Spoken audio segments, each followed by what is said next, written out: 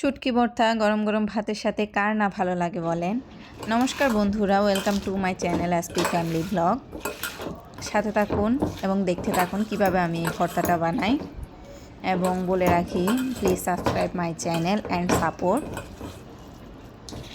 শুটকি ভর্তা বানানোর জন্য আমি নিয়ে নিলাম কয়েকটি শুটকি, কাঁচামরিচ। এগুলো আমি ভালোভাবে ফ্রাই প্যানে টেলে নিব।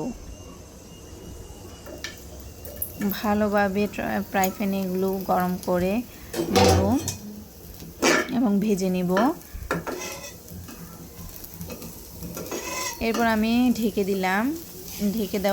ঢেকে দিয়ে কিছুক্ষণ ভালোভাবে ভেজে নিব। এই যে দেখুন শুটকিগুলোর কত সুন্দর রং এসেছে এবং মরিচগুলো ভালোভাবে ভাজা হয়ে গিয়েছে।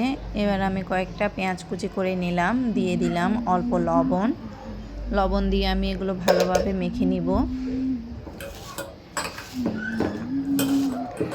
তারপর আমি এখানে ভাজা মরিচগুলো অ্যাড করব। মরিচ আর পেঁয়াজ ভালোভাবে মেখে নিব। শুটকি দেওয়ার আগে ভালোভাবে মরিচ পেঁয়াজগুলো মেখে নিব।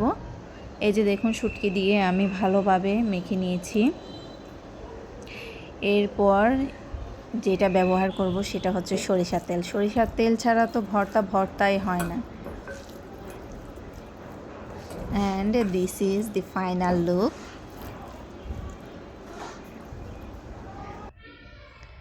ধন্যবাদ সবাইকে, ভালো থাকবেন।